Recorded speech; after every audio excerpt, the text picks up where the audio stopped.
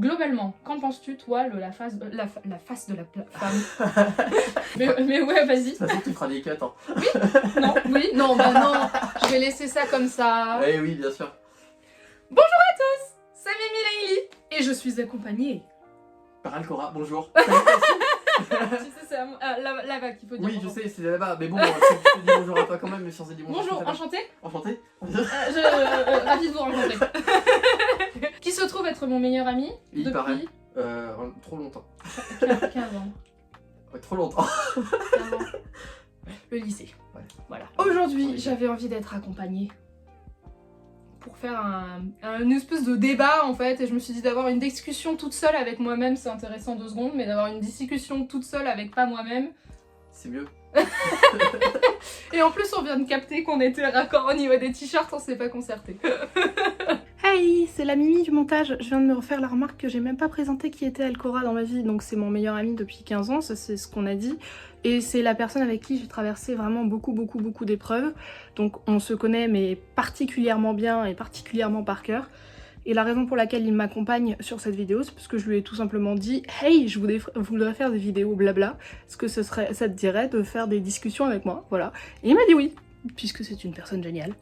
Alcora, il est connu sur les réseaux. Il est connu sur les réseaux comme Alcora TV. Il a fait beaucoup de commentaires Starcraft à l'époque où c'était même pas encore le nom de Twitch, la plateforme. Il a sa chaîne Twitch et il a aussi sa chaîne YouTube où il met ses rediffs. Maintenant c'est plus trop du Starcraft, c'est beaucoup du Pokémon et d'autres trucs. J'arrive pas trop à suivre tout ce qu'il fait, mais il fait plein de trucs. Donc si ça vous intéresse d'aller voir ça, bah n'hésitez pas. Alcora TV sur Twitch et Alcora sur YouTube. Voilà. Bon, alors, c'est quoi la discussion? C'est la place de la femme. Oui, c'est vrai. La place de la femme. Elle se souvient pas de son propre sujet de vidéo. Attention. Ça commence vachement bien. Ouais, c'est ça. Surtout vu le sujet un peu trap. Ah ouais, non, mais je te jure. Donc, non, oui, voilà, la place de la femme dans la fiction. Je voulais parler de ça. Je voulais parler de ça parce qu'au départ, j'ai eu une petite discussion avec une copine à moi qui s'appelle Rosa, qui va probablement passer par là. Coucou Rosa. Qui me disait que c'était bien d'avoir des femmes fortes et des femmes badass et tout dans la fiction, mais on commençait à tomber dans l'injonction inverse. Du coup, c'est mal vu d'avoir des femmes qui aiment bien être féminines. Donc on voulait discuter de ça. Et voilà. c'est un sujet vaste, avec beaucoup de choses à dire. Beaucoup de choses à dire. Voilà. Place de la femme dans la fiction. Qu'as-tu à dire à ce sujet très globalement? Il y a beaucoup de choses qui se pourraient être dites. Moi aujourd'hui, alors juste pour recadrer, parce que niveau lecteur, je suis pas un lecteur de romans, enfin moins un lecteur de romans qu'avant. Aujourd'hui je lis beaucoup plus de BD, de manga et de webtoon, alors surtout de webtoon en ce moment. Webtoon est un passe-temps un peu trop important. Mais passons. Et oui, du coup, c'est une façon un peu différente de traiter, je pense, que dans les romans quand même ce sujet-là. Mais globalement, je pense qu'il y a encore beaucoup de progrès à faire sur pas mal de points. En effet, on a tendance à pousser énormément le côté femme forte, parce que c'est la thématique qui manquait énormément, et à raison, on a dit que ça manquait. Et aujourd'hui, c'est un peu un cliché, et qui, pendant qu'un chat m'agresse les jambes, c'est un cliché qui est devenu un peu trop présent, je pense, aussi dans le truc. Ouais. Et on ose, et en même temps, on n'ose pas assez. En fait, il n'y a pas assez de diversité. On a une diversité de personnages masculines qui est immense. Niveau personnage féminin, c'est un peu moins le cas. Et c'est surtout ça, moi, que je trouve qui manque. Je suis assez d'accord. En fait, il y a vraiment 2 stéréotypes différents. Ouais, là, alors attendez, je vous la montre. Oh bébé d'amour. Ah, elle avait un câlin il y a 2 secondes et bon, c'était passé apparemment. Bon, d'accord, elle a pas envie. Je disais, je suis assez d'accord avec ton analyse. Je trouve qu'en fait, il y a deux clichés de femmes. Il y a soit la femme forte, badass, indépendante, qui tue tous ses ennemis à point nu. Et t'as la jeune fille en détresse qu'il faut aller sauver parce qu'elle sait pas se défendre toute seule. Il y a assez peu d'entre-deux. Alors ça arrive, heureusement, mais il y a assez peu d'entre-deux. Et bah ça manque, hein, parce que c'est pas parce qu'on a un vagin et des seins qu'on est moins efficace dans un domaine ou dans l'autre. Et je reviens un peu sur ce que disait Rosa, du coup cette copine qui avait lancé cette idée de discussion. En fait, c'est pas parce qu'une femme est féminine elle n'en est pas moins une femme forte. On peut avoir des femmes fortes dans des romances, à condition qu'elle se laisse pas porter par sa propre histoire. Si elle est pas spectatrice de sa vie, en fait, qu'elle est actrice dans un domaine ou dans un autre, peu importe le domaine dans lequel c'est, ça devient une femme forte. Enfin, moi, c'est mon avis à moi. Et je trouve ça dommage que maintenant, il y ait une espèce d'injonction de « Ah, mais tu peux pas être une vraie femme si tu as décidé d'être féministe, mais que tu préfères porter des robes. » Je vois pas le rapport, en fait. Oui, puis en plus, à mon avis, en effet, il n'y a pas assez de personnalités différentes, et ce type de personnalité-là, typiquement, les femmes qui sont fortes, c'est souvent des chevalières en armure, ou des personnages qui sont très bruts, qui sont décrits de façon presque garçon manqué, comme on avait les clichés il y a quelques années, car on peut effacer maintenant, ce qui est pas plus mal, et ce genre de personnalité-là, au final, ça reste des clichés qui sont véhiculés parfois, enfin même souvent je pense, sans forcément avoir sans forcément que ce soit voulu. Souvent c'est juste des clichés qu'on a et qu'on retranscrit quand les écrivains et les auteurs écrivent des personnages. J'ai un contre-exemple qui est justement un webtoon. Si vous lisez pas Soulmate, lisez Soulmate, c'est vachement bien. Et le personnage principal est un personnage féminin qui justement est un personnage qui a ces contradictions d'exemples de personnages qui, alors en plus c'est un personnage qui, avant le début du récit, était une jeune fille, alors je sais pas si elle était obèse ou en surpoids, mais en tout cas elle avait des soucis avec le surpoids, et qui a travaillé et est devenue très musclée, vraiment très musclée, d'où le nom de la série. On suit l'évolution de ce personnage-là. Alors la série est vraiment qu'au début, donc pour le moment on n'a pas encore beaucoup d'infos, mais on suit l'évolution de ce personnage-là, et c'est un personnage qui est une femme plutôt forte, d'extérieur, et quand on fouille un peu, au final elle a énormément de faiblesses, énormément de soucis, notamment dû à ce fameux passé de personnes un petit peu plus fortes, et où elle avait eu pas mal de soucis avec ça. Je vais pas spoil pour ceux qui lisent, mais lisez Soulmate, c'est vachement bien. Et en vrai, c'est un vrai bon contre-exemple. Et ce genre de contre-exemple-là, c'est ce qui manque, à mon avis. Il n'y en a pas assez. Je suis assez d'accord. Il n'y en a pas beaucoup des exemples. Alors, je pense cette histoire m'a fait tilt, parce que je sais pas si vous avez vu ou lu Ready Player One, donc le livre Ready Player One ou le film Player One. Dans le livre, le personnage de Artemis n'ose pas se montrer au départ parce qu'elle est obèse. Sa particularité physique, c'est qu'elle est obèse. Et en fait, ce que j'ai trouvé... Moi, ça m'a révoltée quand j'ai vu le film, qui, au demeurant, l'adaptation est bien faite, mais j'ai trouvé ça révoltant qu'ils aient caractérisé Artemis elle veut pas se montrer, non pas parce qu'elle est en surpoids, mais parce qu'elle a une petite tache de naissance sur le visage, et en plus cette tache de naissance au fur et à mesure du film elle est de moins en moins visible, donc je me suis dit mais ça rend pas le personnage moins fort ou moins beau que la caractérisation de départ soit qu'elle est obèse. Et pourquoi est-ce que au moment où ça passe à l'écran, au moment où ça passe au cinéma, il faut trouver une autre façon de la rendre un peu plus belle et un peu plus femme? Ça m'a vraiment révolté ce truc là. Là ça m'a fait un tilt, mais ouais, ça pense à ça. Après c'est peut-être aussi une volonté de l'actrice, peut-être qu'il voulait cette actrice là en particulier, je sais pas, je connais pas du tout l'histoire derrière ça. Il y a peut-être un autre délire que simplement le réalisateur qui voulait pas que ce soit quelqu'un d'obèse et à la place que ce soit quelqu'un avec une tache. J'ai tendance à voir tout noir au tout blanc. Voilà, il y a peut-être un petit peu un jeu comme ça. Je sais qu'il y a certaines actrices, certains acteurs qui refusent de faire certaines choses, et porter des prothèses pour devenir un peu plus obèse, j'imagine que c'est quelque chose peut-être qu'elle voulait pas faire, je sais pas, c'est qu'une spéculation. Moi j'avais pris plutôt ce parti-là quand j'ai vu le film, parce que j'avais lu le bouquin avant, mais en effet ça m'avait quand même surpris, on va pas se mentir, ça m'avait quand même surpris. Et par contre oui, le coup de la tâche qui réduit, je sais pas si c'est un choix, j'espère que c'en est un, parce que sinon c'est vraiment ridicule. Ah ouais, non, ridicule, mais je pense que c'est un choix. En fait, je pense que la tâche se réduit au fur et à mesure qu'elle accepte sa différence. Ah, donc on la voit moins. Voilà. Mais c'est tellement bien planqué que j'ai un doute là-dessus. En fait, je trouve que c'est un peu il y a mon chéri qui regarde à côté que je... Ouais. Écoute, moi je vois les choses peut-être un peu plus positivement là-dessus. Je pense que je suis peut-être trop positive, ce cher ami. j'ai de l'espoir en l'humanité, on va dire ça comme ça. Oui, en plus, moi je trouve que ce serait même pas très bien amené, parce que accepter sa différence en la faisant s'effacer, c'est l'inverse du message en fait. Exactement, dans tous les cas, le message est pas bon, on va pas sentir. Voilà, merci.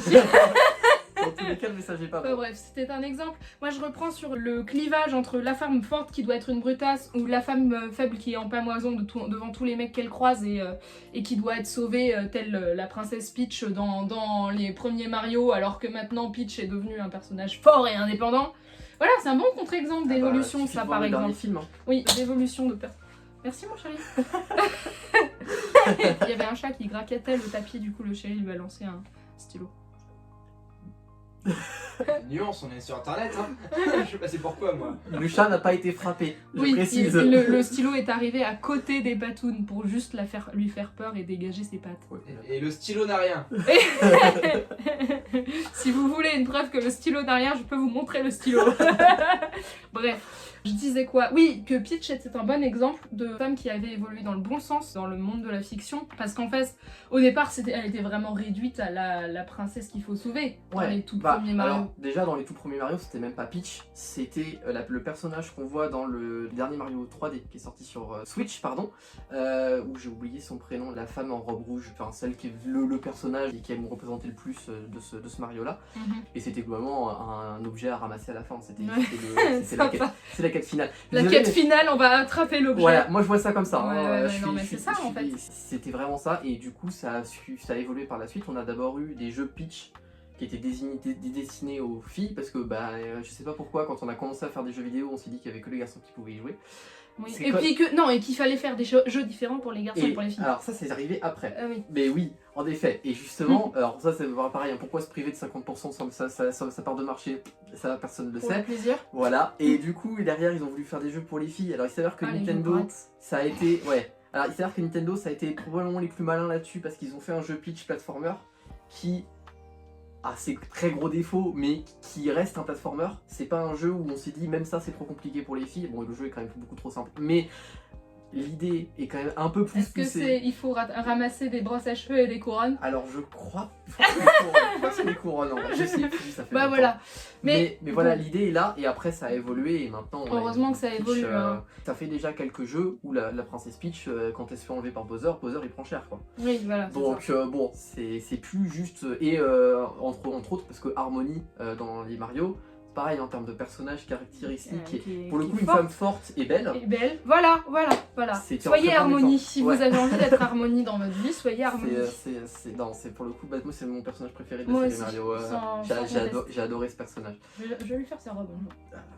Elle est magnifique. Ouais, non, elle est très belle, et en fait c'est ça. D'ailleurs, mon chéri m'avait dit une fois que son personnage préféré dans les personnages de Iron Man, c'était Pepper. C'est Pepper qu'elle s'appelle ? Ah oui. Parce que Pepper, en fait, c'est une femme forte, mais c'est une femme forte dans un autre mode que c'est la bourrine de service. C'est aussi mon personnage préféré. Et franchement, effectivement, ça c'est un bon exemple de femme bien caractérisée dans la fiction. C'est un bon exemple. Alors le truc c'est qu'ils s'en sont servis beaucoup pour le côté comique aussi, parce que apparemment les super-héros de Marvel, soit c'est comique, soit c'est rien.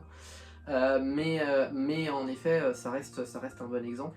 Là où je trouve que, comment elle s'appelle, la super badass, meuf super badass, Miss Marvel, oui, Miss Marvel, pour moi c'est vraiment une catastrophe ce personnage. Ouais, alors, c'est une caricature de caricature, je trouve. Ce qui est dommage, c'est que quand on lit les comics, on est beaucoup moins dans ce personnage là. Enfin, elle est quand même badass, reste une caricature, mais elle ressemble plus à...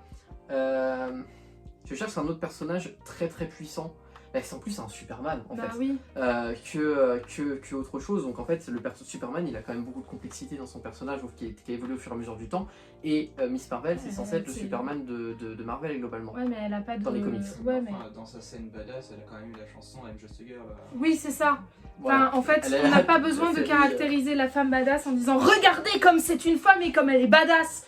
C'est pour ça que en fait, j'avais pas aimé ce passage féministe là dans les Marvel où t'avais l'image avec toutes toutes les meufs d'un coup. Moi, j'avais pas trouvé ça cool. Ben, j'ai pas beaucoup de personnes autour de moi qui ont trouvé ça cool. Ben hein. voilà, parce qu'en fait, je me suis dit, c'est pas parce qu'il y a effectivement des femmes qui se battent dans ce combat final qu'on est obligé d'avoir un plan sur regardez comme les femmes sont fortes. Je pense que le sous-texte était compris par tout le monde, on n'a Voilà. pas besoin d'appuyer dessus. Et en fait, ça c'est un truc que j'ai. Alors pour le coup, on est sorti un petit peu du littéraire, mais en soi, ça reste des bases de comics, ça reste des bases de choses comme ça. C'est un problème que j'ai beaucoup dans la représentation de la femme en général, dans tous les médias, quel que soit le média, c'est qu'on appuie comme si on était suffisamment teubé, désolé pour le terme, mais suffisamment teubé pour pas comprendre le message. Oui, c'est un peu ça. En fait, si vous prenez les spectateurs ou les lecteurs ou ce que vous voulez pour des idiots, alors au bout d'un moment ils vont le devenir globalement. Mais, Ouais, c'est un peu ça, hein. franchement, c'est pas comme ça qu'on travaille quelque chose. Au contraire, les messages sous-jacents aux séries, c'est ce qui amène les lecteurs et les. On peut voir ça dans plein de séries. Quand il y a des sous-entendus, quand il y a des choses comme ça, les gens ils aiment fouiller. Mais oui, c'est ça. Puis tout donner, en fait, ça perd son piquant. Si c'est ça. un début de roman, si vous avez tous les éléments clés dans l'intro, ça donne pas envie de le lire. Hein. Ah non, bien sûr que non. Mm. Il faut avoir un. Faut attiser la curiosité. C'est ça, et je pense qu'en plus, toute bonne histoire, il y a toujours une part d'ombre quelque part Oui. qui reste, même Il y à a la fin du toujours un bouquin. peu de Il y a quelque toujours chose des qu'on n'a questions pas qu'on été peut se poser. expliqué. Ouais, Voilà. ouais, je suis d'accord avec ça.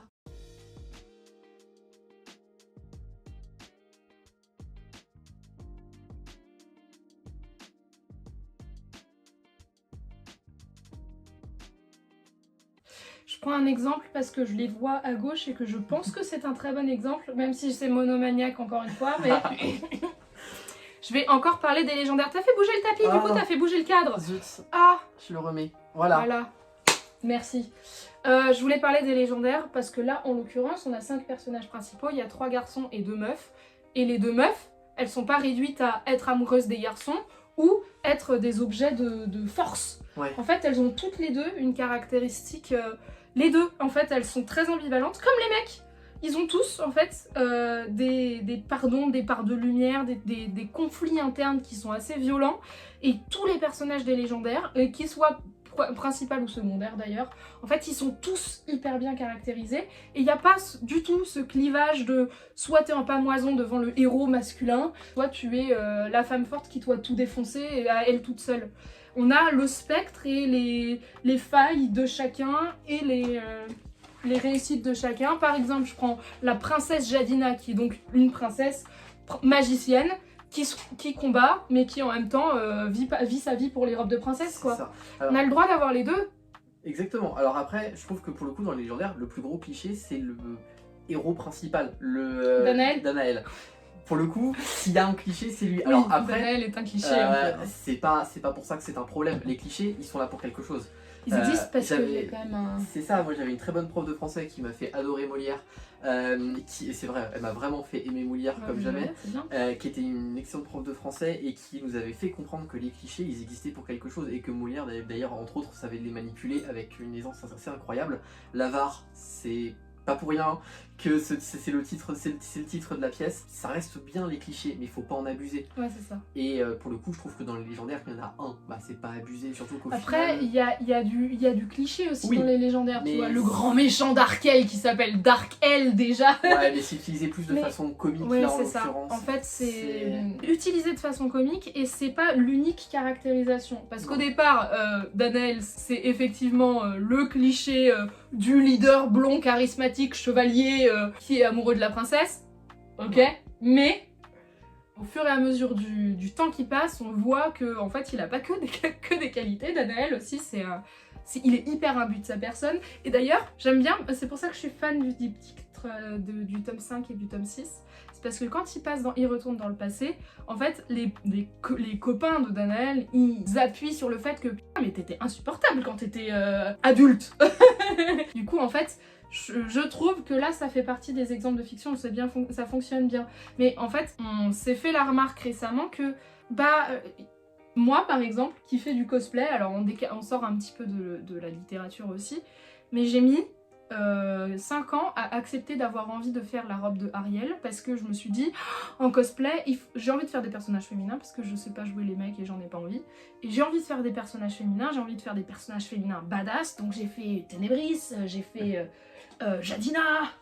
Alors on va essayer de changer des légendaires, j'ai fait Winry Rockbell dans Full Metal Alchemist, enfin bref, j'ai fait des personnages féminins forts quoi. Et je voulais pas faire Ariel parce que je me suis dit oh mais c'est une princesse et elle est pas vue comme une princesse spécialement très forte et machin, mais en fait on s'en fiche. En fait on s'en fiche, et puis c'est un personnage que beaucoup de gens font, c'est une robe que beaucoup de gens font, c'est un peu trop convenu, et en fait on s'en fout, en fait on fait ce qu'on a envie de faire quand on a envie de faire, c'est pas parce que tel personnage est plus apprécié ou tel personnage est un peu plus cliché qu'on n'a pas le droit de l'apprécier ou quoi que ce soit. C'est ça. Après on a des affects pour des personnages qui dépendent aussi de notre vécu. Pour le coup, tu citais Full Metal Alchemist. Bon, il s'avère que c'est une autrice qui a écrit ça, donc il y a peut-être un rapport, mais les personnages féminins de Full Metal Alchemist sont tous exceptionnels. Ah ouais. Alors moi, j'ai une admiration totale pour le personnage d'Armstrong. Pas le frère, la sœur Armstrong. Elle est aussi. ou le frère aussi, mais la sœur elle est exceptionnelle. J'adore ce personnage. Moi j'ai une affection très particulière pour Fullmetal. C'est un manga dans lequel les personnages féminins sont super intéressants. Winry est vraiment très intéressante. Si vous n'avez pas lu les mangas mais vous avez vu la série Fullmetal Alchemist Brotherhood, c'est globalement le manga. Et l'épisode dans lequel ils doivent donner une personne qui rencontre donne naissance. Le personnage de Winry est très très travaillé dans cet épisode là, et moi celui-ci me marquait beaucoup. Et aussi l'autre épisode où on rencontre d'autres personnes qui ont un bras ou une jambe en moins, et ils ont ces fameuses prothèses qu'on voit dans Fullmetal, et Winry et l'autre personnage féminin dont j'ai oublié le nom, qu'on voit beaucoup à ce moment-là, ont une relation qui est très particulière, qui ont d'abord une relation un peu de conflit, et qui au final derrière ça évolue. Et l'évolution des personnages dans Fullmetal est très intéressante, et c'est le genre de personnage féminin qui manque, je trouve, notamment dans les romans. Je sais que dans les mangas, ça a tendance, dans les mangas et les BD, ça a tendance à s'améliorer. Alors il y a un très bon exemple d'évolution, c'est les Landfust. Oui, c'est vrai. Oh oui, c'est vrai. Alors moi, oui, c'est ce qui a bercé mon enfance, Landfust. Moi, les Harleston, je suis fan absolu. La passion est là. Voilà, moi, c'est les légendaires, là, c'est les Harleston. Alors, il a commencé par créer les Landfust. Donc Landfust, pour ceux qui connaissent pas, même si c'est assez connu en France, les BD ça reste très niche. Les Landfust, globalement, ils sont sur une planète où tout le monde a un pouvoir. Alors tout le monde a un pouvoir pas forcément très utile. Le héros peut faire fondre le métal. Et ce pouvoir, il ne peut être accessible que grâce à un sage, qui eux n'ont pas de pouvoir. Et le héros, il est promis à la première fille de ce sage, qui est littéralement une princesse. Elle a une belle robe bleue. Bimbo. Et sa sœur, c'est la bimbo sexy, donc qui elle est la peste insupportable, cliché quoi. Voilà, qui tistre vraiment d'un point de vue sexuel littéralement Landfust en permanence, alors qu'il est promis à sa sœur. Et l'évolution des deux personnages féminins se voit, je pense, à travers l'évolution du traitement des personnages féminins tout court de Harleston au fur et à mesure du temps. Et ça a donné, donc, au final, Landfust ne finit pas avec la fameuse princesse, mais avec Sixi, qui est la peste insupportable, qui, elle, évolue à un tel point que quand l'histoire évolue, ça devient littéralement un des personnages les plus importants de la galaxie. Et un des personnages les plus badass de tout ce que j'ai pu lire jusque-là, tout en étant avec sa personnalité très propre.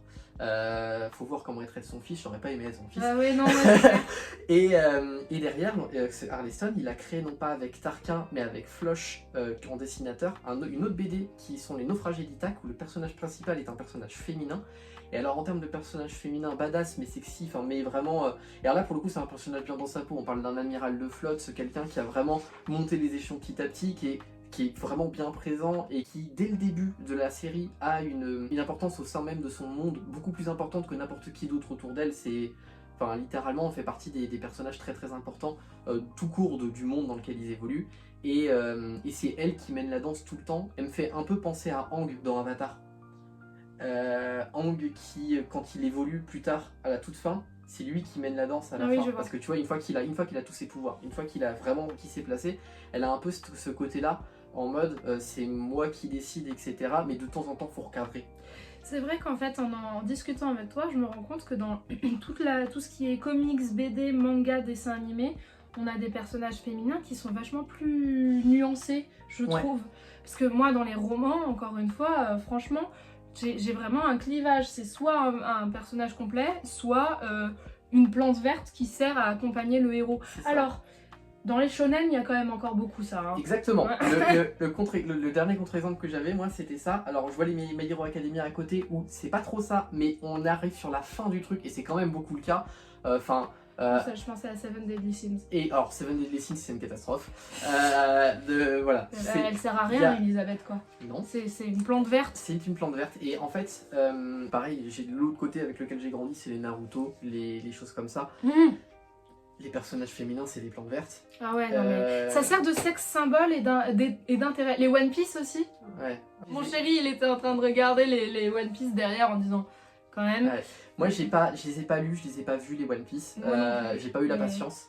Je vois l'envergure du travail. En fait, j'ai regardé en animé les 50 premiers épisodes. J'ai vu qu'il m'en restait 800. J'ai fait ouais, c'est bon. J'ai lu les 15 premiers mangas. Ouais, mais il s'avère que pour le coup, je pense que c'est un bon truc de se rendre compte de ça, de regarder même DBZ pour commencer par là, puis les One Piece, les Naruto, les Bleach.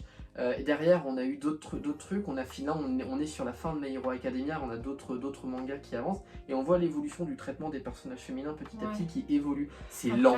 Oui, c'est lent parce que franchement, dans le shonen, on a encore vraiment cette. C'est comme si le shonen n'était qu'exclusivement prévu pour les mecs hétéros qui veulent voir des boobies. Alors, il s'avère que c'est globalement la cible quand même du shonen. Oui, non mais bon, moi des gamins à l'école ou au collège qui me parlent de manga, ils me parlent tous de shonen et des filles qui sont fans de l'Attaque des Titans, j'en ai plein. Hein. Ouais. Mais pour le coup un shonen avec un personnage féminin comme personnage principal, je suis pas sûr que ça existe. Non. Kill la Kill. Oui, mais Kill la Kill, elle est faite pour être un symbole sexuel. Donc, ouais, c'est Kill la Kill, c'est pas. Enfin, je suis même pas sûr que ce soit catégorisé comme shonen. Hein. Ouais, je sais pas. Enfin, dans tous les cas, l'autre catégorie est. C'est le studio qui est perché. Ouais, oui, le studio est perché, mais l'autre catégorie. Enfin, Kill la Kill, c'est quand même très. Faut pas donner ça à un enfant, quoi. Ah bah non. Il y a plein de séries comme ça où en fait, bah justement, est-ce qu'il y a des personnages féminins, le personnage principal est un personnage féminin, le manga est un shonen, et la série n'est pas très sexualisée. Je suis pas sûr qu'il y en ait beaucoup. Hein. Franchement, des shonen où la série n'est pas sexualisée, j'en connais pas. Hein. Alors là, pour le coup, je pense que c'est plutôt un problème de... ça, c'est des mangas qui sont faits au Japon. Et là, on est sur un problème culturel. Ouais. Par contre, pour ce que tu disais tout à l'heure de différence entre les mangas, parce que pour le coup, les mangas, il n'y a pas que les shonen.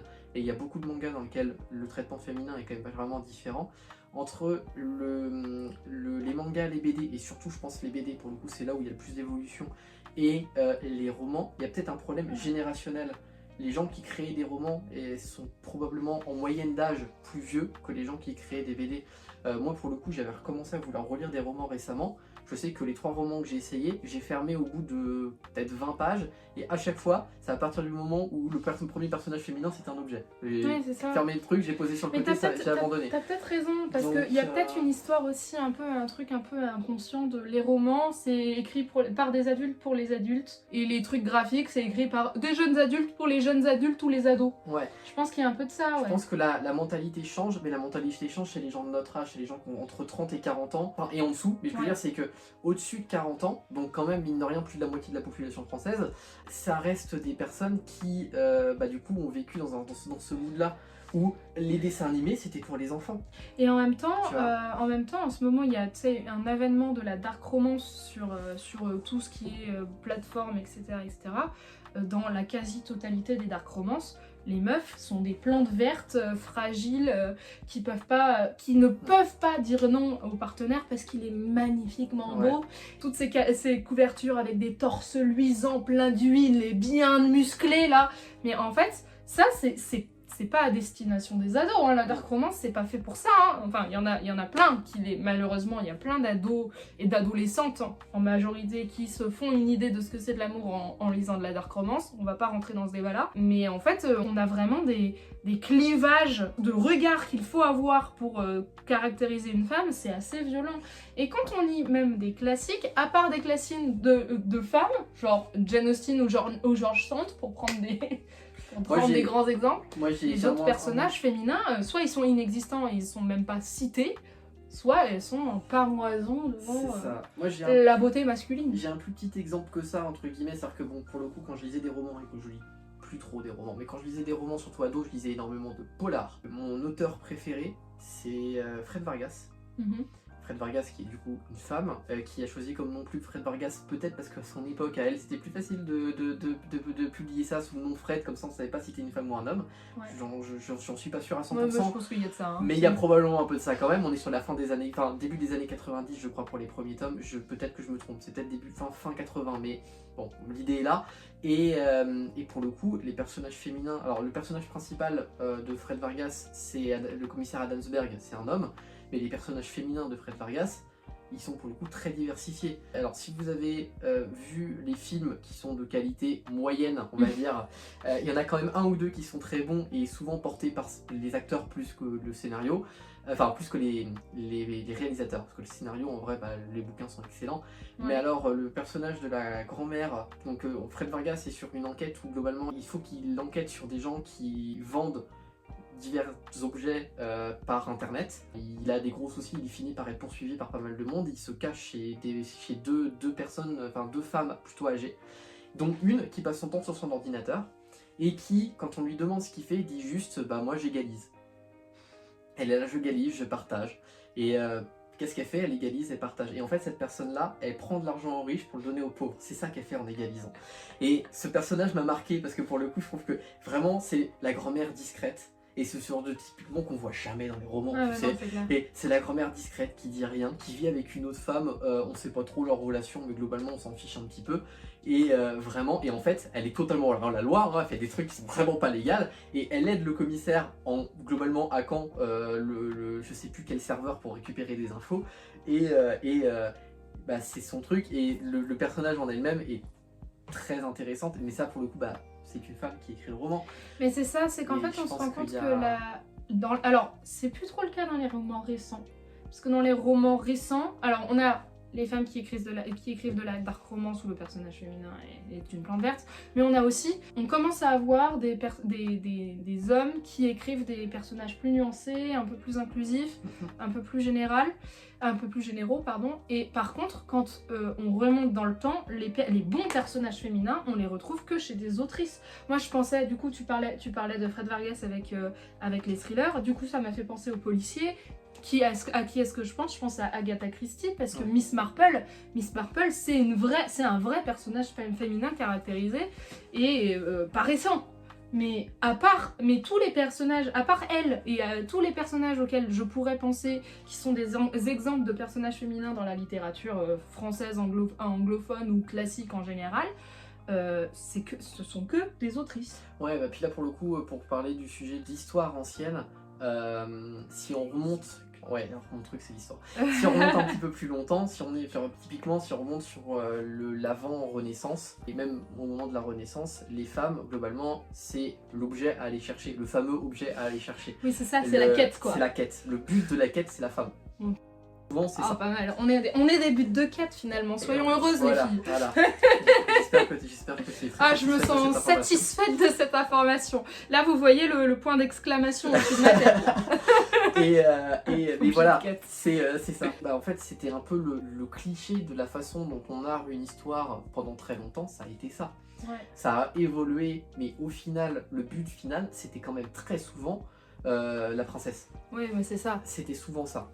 Et c'est vrai que ça a évolué avec le temps. Et ça a mis très longtemps, parce qu'au final, les premières histoires où c'est plus trop ça, ou sauf cas très exceptionnels, on pourra toujours citer des histoires exceptionnelles, mais le moment où ça a à peu près commencé à évoluer, c'est fin 20e, début 21e siècle. Bah ouais, c'est clair, c'est hyper récent en fait. des femmes fortes dans la romance. Je pense à la romance parce que En fait, quand on pense femme forte, la première image qui vient, c'est tout de suite la femme combattante. Mais en fait, la femme forte, c'est ce qu'on disait au tout début, là je reboucle en fait. La femme forte, elle n'a pas besoin d'être une combattante dans l'âme, elle peut être forte dans ses positions en étant féminine. Et on peut avoir des femmes fortes qui sont amoureuses, c'est pas du tout un problème, tu vois, mais qui sont pas en négation de soi devant un personnage masculin. Et il y a, tu sais, ce test-là pour vérifier si l'œuvre est à peu près équilibrée, qui est de voir si combien il y a de personnages féminins nommés dans l'œuvre, si ces personnages féminins se parlent, et si ces personnages féminins, quand ils se parlent, ils parlent d'autre chose que de mecs. Et en fait, on se rend compte que quand on fait ce test-là, c'est en fait encore très rare. Ouais, c'est pas qu'un test que je connaissais, mais j'avoue que je serais curieux de le faire sur certains bouquins dont on a parlé. Et de le faire, justement, ça peut être intéressant aussi, même juste sur un seul auteur, de le faire sur le premier et le dernier livre. Oui. De voir la différence entre les deux et l'évolution. Je pense à ce que tu disais tout à l'heure sur l'Enfeust en fait. Ouais, c'est exactement ça que je pensais. Je me suis doutée. Le faire sur le premier tome de l'Enfeust et sur les derniers tomes des Naufragés d'Ithaque. Ouais. Où là, en l'occurrence, en plus, on a l'intérêt d'avoir un personnage masculin comme personnage principal sur le premier tome et un personnage féminin comme personnage principal sur les derniers tomes. Alors je crois qu'il y a encore des l'Enfeust qui sortent, mais Harleston a plein de séries. Un autre personnage super intéressant, mais d'un point de vue très comique et pourtant très sympa dans un personnage féminin, c'est le personnage féminin dans Troll de Troie, qui est la seule humaine. Oui. Et c'est à mourir de rire. Et en plus de ça, le personnage est super intéressant parce qu'elle évolue dans un monde où elle pense être un troll et pas un humain. Et là, c'est vraiment juste pour rigoler un bon coup en lisant ça. Mais on peut avoir des personnages féminins comiques qui sont des femmes fortes. Mais pour le coup, je pense que c'est un bon personnage. Oui, je suis assez d'accord. C'est une réussite. C'est juste qu'on n'a pas besoin d'être dans l'injonction 1 ou 2. On n'est pas obligé d'être des princesses en détresse ou des combattantes hors pair qui niquent la gueule de tout le monde. Non, parce que pour le coup, elle est un peu les deux en même temps. Ouais. C'est-à-dire que c'est une brute, c'est un troll, c'est le principe. Et en même temps, elle a ce côté... surtout quand elle commence à rencontrer le troll beau gosse, qui est pas du tout beau pour nous, mais on s'en fout, pour elle c'est le troll beau gosse. Et du coup, elle essaie de faire un peu sa princesse. Oui, mais tu vois, ça c'est pas un très bon exemple, parce que du coup, elle rentre en pamoison au moment où elle croise son idéal masculin. Ouais, alors après, la pamoison d'un troll, c'est une petite mouche. Hein. Bon, ah oui, c'est vrai. Faut doser quoi, c'est-à-dire que... C'est la plus belle bouche, hein, la parade du ciel. Hein. C'est-à-dire que bon, on est sur une pamoison particulière quand même. Tu me fais penser au parade nuptiale des oiseaux, là où t'as les mâles qui font comme ça et qui se mettent à courir sur l'eau.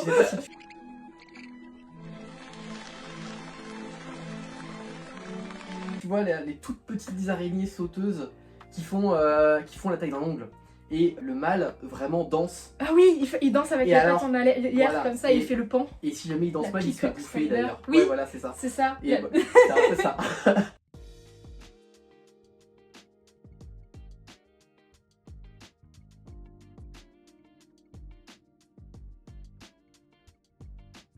Et s'il danse bien, il a le droit de copuler avant de se faire manger, et s'il danse pas bien, il se fait manger direct. Bref, la digression. Totalement hors propos, mais... Voilà, bon. Oui, moi je pense qu'on a fait un bon tour. Je sais ce que j'allais dire, je crois qu'on a fait déjà un bon tour d'horizon. Ouais. Alors c'est un peu fouillé, hein, parce qu'on avait vraiment pas... Enfin, si, Alco, t'avais pris des notes. Ouais, moi j'ai vraiment dit, on va discuter, et puis ça va venir tout seul. Et puis peut-être qu'on fera peut-être sur un deuxième... Oui, peut-être il y aura une deuxième version, un deuxième blabla, un blabla sur autre chose. N'hésitez pas à dire si c'est un format qui peut vous intéresser, je ne sais pas en fait, c'était du test. Si vous voulez plus de moi, n'hésitez pas à le dire. En fait, tout le monde te déteste, c'est évident. Je comprends. Bah ouais, non mais c'est vraiment une personne terrible. Ouais, je sais. Ouais, bah oui. Bah oui, sinon ce sera pas mon pote. Hein. Bah oui. Bah oui. Je suis là sous la contrainte, ça se voit. Bah oui, genre je l'ai enchaîné par les mains là.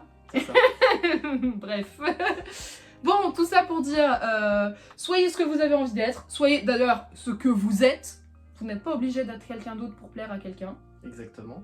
Que vous soyez un homme, une femme ou n'importe. Et si vous avez envie d'être une femme féminine, soyez-le. Si vous avez envie d'être une femme camionneuse, soyez-le. Si vous avez envie d'être autre chose qu'une femme, soyez-le également. Et puis, nique les rageux. Voilà, ouais, nique les rageux, c'est un bon mot de fin. Nique les rageux. Eh bien, de bonnes lectures, et puis soyez heureux dans vos vies. Ciao! Salut!